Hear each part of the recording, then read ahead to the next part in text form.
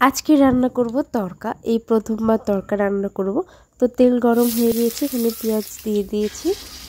আগে থেকেই দুটো ডিম ফাটিয়ে রেখেছিলাম, তো সেগুলো আমি পেঁয়াজ ভাজার মধ্যে দিয়ে নেব। তো সেটাকে এখন হালকা ডিম ভাজা হয়ে গেছে, তো এখন সেটাকে আমি বাটিতে নিয়ে নিয়েছি। এখন আমি ফোড়নে দিয়ে দিয়েছি তেল আর গোটা জিরে।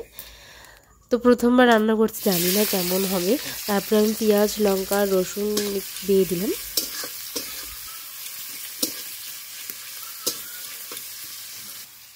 তারপর সমস্ত মশলা একসাথে দিয়ে দেব। প্রথমে দিয়ে দিয়েছি লঙ্কা গুঁড়ো,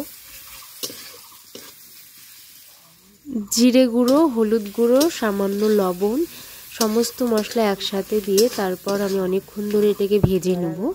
ভাজা হয়ে গেলে এখানে আমি দিয়ে দেবো গাছের দুটো টমেটো ফুলেছিল, তো এখানে টমেটো, আদা কুচি, রসুন কুচি দিয়ে দিয়েছি। তারপর আগে থেকে যে সেদ্ধ করা ছিল আমার তরকা, তো সেটাকে আমি দিয়ে দিলাম। তরকাটা সেদ্ধ করতে অনেকটা সময় লাগে, আর রুটি দিয়ে খেতে কিন্তু বেশ ভালো লাগে।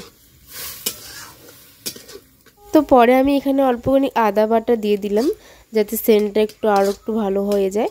তো তারপর আবার নাড়তে থাকলাম, আর নাড়া হয়ে গেলে এরপর আমি এটাকে ঢেকে দেবো। ঢেকে দিয়ে কষতে থাকবো।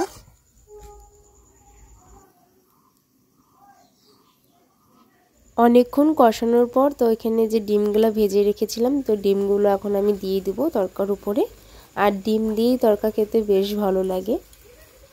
সেই ছোটোবেলায় খেয়েছিলাম তরকা, আর এখন আমি বিয়ের প্রথম বানিয়ে খাচ্ছি তরকা।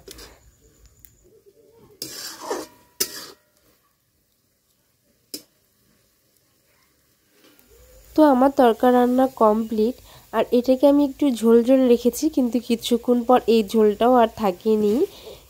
তো আজকের মতো রান্নার ভিডিও এইটুকুই ছিল। কেমন লাগলো অবশ্যই জানিও। আর কার কার তরকা খেতে ভালো লাগে সেটাও বলো। আমার তরকা খেতে বেশ ভালো লাগে। তো সবাইকে অনেক ভালোবাসে, সবাইকে টাটা।